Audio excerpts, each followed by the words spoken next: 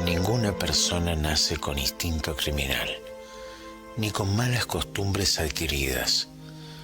Cuando muy pequeños, comenzamos a comer y todos los sabores son insípidos.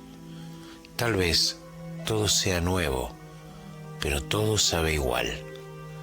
Algunos creen que los niños pueden ser poseídos en el vientre materno, a donde conocen el sabor de la sangre, y luego de nacer esperan en su inconsciente el instante de enojo que les hará perder la razón, buscando aquel sabor esperado. Sin anestesia, historias salvajes.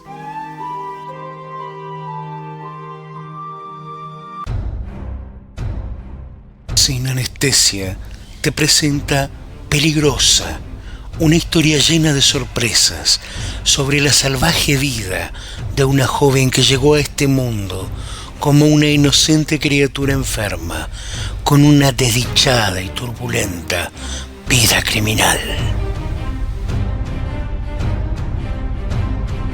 En el capítulo anterior recordarás que Lara asesinó a su abuelo con un hacha, recibiendo órdenes de Jackson, el líder de la banda de música que ella escuchaba, que en el centro médico de detención juvenil aseveraba cuando la internaron nuevamente que el crimen era obra de su difunta abuela, quien se le presentaba todo el tiempo. Llamaron a su padre para que se haga cargo y ella negaba reconocer sus crímenes por miedo. A pesar de sus súplicas, su padre allí la volvió a dejar detenida y controlada por todo un equipo de interdisciplinario de psiquiatría y penal. El padre de Lara no podía creer tanta desgracia en sus vidas, con todo el amor que tenían con su esposa cuando decidieron buscar tener una hija mujer luego de haber tenido un varón. Al llegar a su hogar, se desahogó contándole a su hijo lo desequilibrada que estaba su hermana, Lara, y que hasta inventaba que en el centro a donde estaba internada por la justicia pasaban cosas graves. Pese a tantos delirios y alucinaciones de la joven, en esto Lara no estaba mintiendo, ya que uno de los enfermeros nocturnos, aprovechándose que dormían profundamente por el exceso de psicofármacos que recibían las internas, se aprovechaba de alguna de ellas en su turno. Se dirigía a los dormitorios, apagaba las cámaras y las manoseaba. A veces, cuando podía, hacía algo más que eso, mientras las pobres chicas nunca lo notaban, o al menos no podían probarlo. Lara escondía en su boca las pastillas de la noche para no dormir. Luego disimuladamente las tiraba por el inodoro, y ya lo había visto a Abel abusar de una de sus compañeras sin que él se diera cuenta. Abel tenía todo pensado. Cada paso que daba cubría sus huellas por si alguna interna lo veía, y Lara, al parecer, no era de las preferidas por él. La doctora Simone llevaba el caso de Lara y otras internas, consideradas peligrosas asesinas, con una psicosis severa que acompañaba delirios y alucinaciones visuales, por lo que los medicamentos eran dosis muy altas. Lara escondía en su boca el medicamento para no dormir y de día andaba a los tumbos por todo el lugar del cansancio que tenía, pero estaba tranquila porque no había peligros, mientras que hubiera enfermeras y médicos por todos lados. Una noche, Lara intercambió del vasito de medicamentos de enfermería un comprimido de su compañera Cecilia por un confite. Llegada la noche, cuando Abel tomó todos los recaudos de siempre y llegó hasta la cama de Cecilia, al comenzar a tocarla con total impunidad, la joven se despertó. Abel se asustó y temía que alertara a todas las demás con sus gritos, y le tapó la boca con excesiva fuerza, mientras la amenazaba en voz muy baja al oído. Lara se había escondido bajo la cama de Cecilia, y de la manga de su camisón sacó un trozo de plástico que había limado contra el paredón, forjando una faca improvisada. Siguiendo los consejos de su abuela, sacó su brazo por un costado de la cama y le hizo un profundo corte en la pierna al enfermero, quien del dolor perdió la fuerza y cayó al piso en un baño de sangre. Cecilia pudo gritar ¡auxilio!, pero Lara, saliendo de abajo de la cama, le exigió que no gritara. Pero Cecilia estaba choqueada al darse cuenta que Abel había estado abusando de ella y ahora yacía gritando en el piso desangrándose. Demasiadas imágenes y demasiados hechos que Cecilia no podía sostener en un solo instante. Mientras tanto, todas las internas dormían en un estado similar a un coma. Lara insistió en que se callara. Le dijo: «Ya hice lo que había que hacer. Volvé a acostarte, cállate». Y en un acto reflejo, aturdida por el agudo grito de Cecilia, le clavó el mismo elemento cortopunzante en la garganta y la acostó. Mientras tanto, Abel temía por su vida, rogaba piedad desde el piso, suplicaba perdón, le prometía a Lara galletitas, cigarrillos, golosinas, pero que lo ayude. Se estaba muriendo, él lo sabía. Lara se puso en cuclillas y sonriendo se quedó mirándolo hasta que perdió el último suspiro. Fue hasta el baño, se lavó los brazos y las manos, se puso otro camisón y el que estaba manchado lo colocó entre el material contaminado, jeringas y residuos patológicos que debían llevarse a la mañana siguiente. Se aseguró de colocar las huellas de Cecilia y de Abel en el arma improvisada que había utilizado y la dejó a un costado del cuerpo de Abel. Luego se fue a descansar. Cuando amaneció y se hizo el cambio de turno de médicos, enfermería y guardias penitenciarios del exterior, aislaron a todas las internas en el patio. Llegó la fiscal del juzgado de inmediato y también policía científica. Las cámaras estaban apagadas. Abel, como siempre, sabía cómo cubrir sus pasos desde la enfermería hasta las habitaciones. De acuerdo a las posibilidades, cabellos de Abel sobre el cuerpo de Cecilia, lo que calculaban y las sospechas médicas, todo indicaba que Abel la había matado para que no hable. Pero, ¿quién había herido de muerte al enfermero desde abajo? Cualquiera de ese pabellón podía haberlo hecho, y nunca lo sabrían. El pabellón contenía a las peores internas, las más salvajes.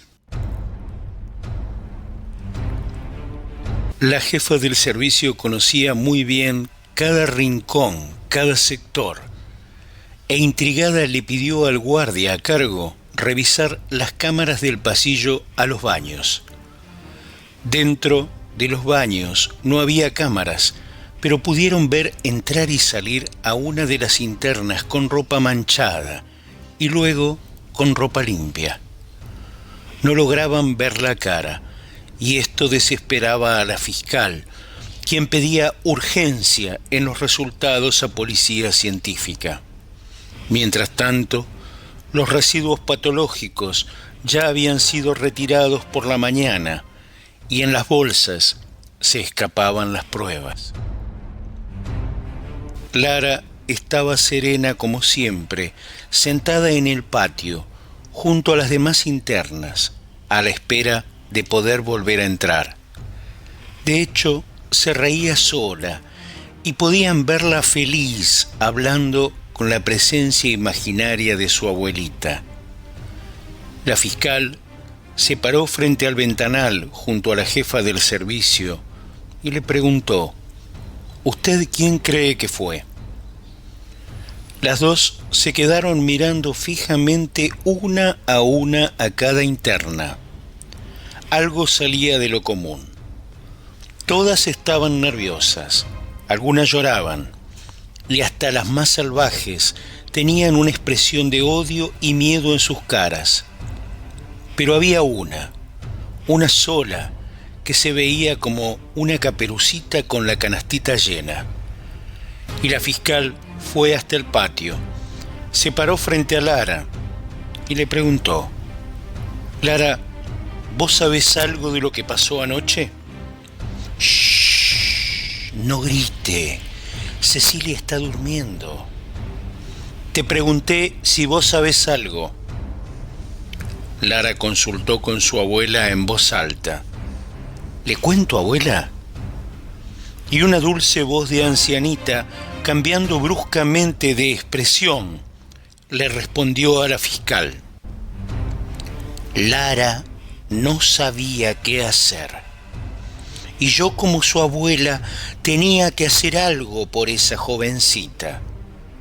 Hubiera querido cortarles los genitales a ese hombre, pero ya estoy vieja y solo pude cortar en la pierna. La fiscal informó al juez los hechos y determinaron enviarla a un penal de mujeres mayores.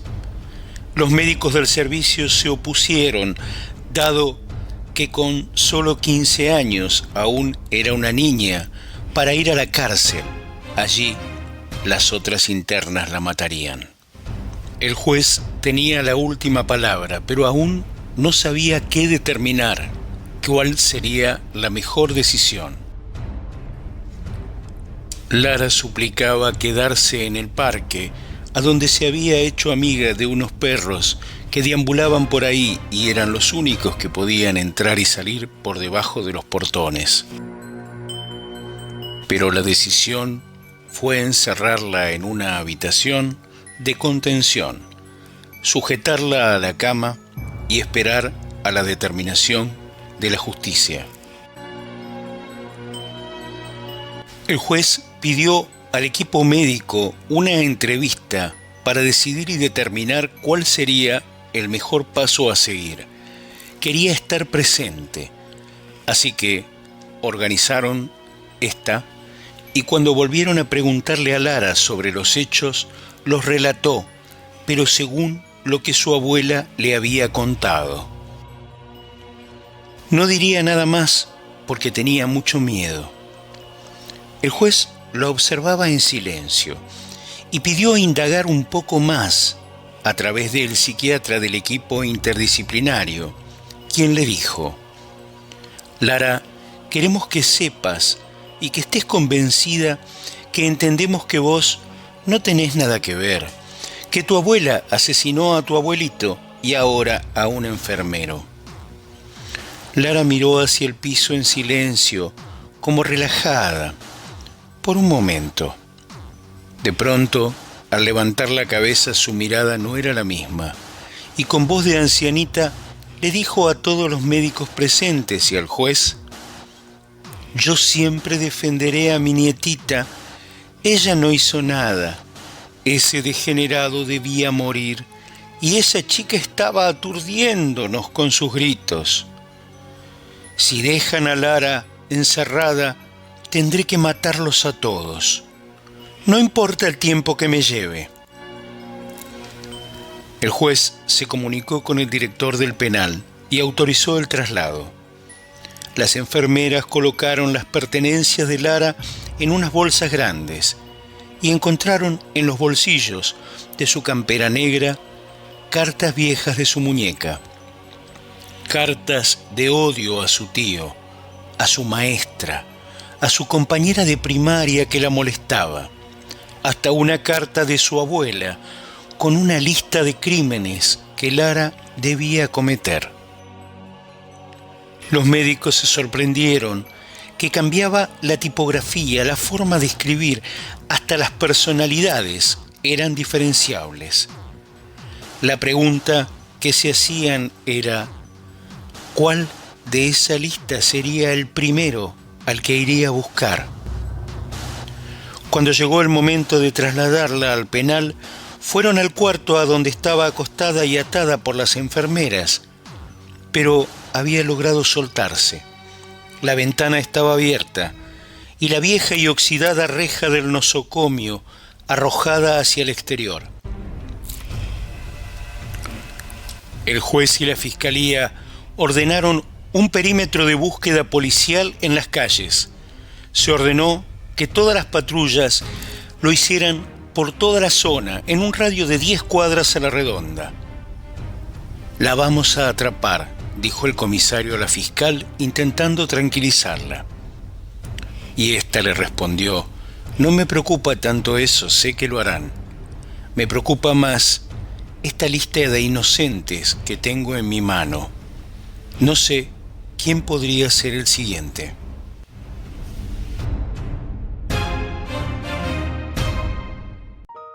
De momento no puedo adelantarte mucho más.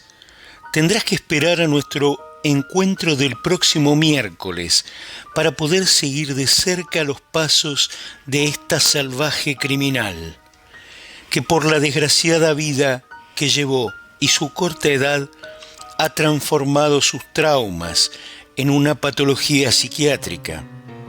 O tal vez el sabor de la sangre lo traía en sus genes desde el vientre materno. Suscríbete y activa la campanita del canal de Miki Facha. No quisiéramos que Lara te encuentre y seas su próxima víctima.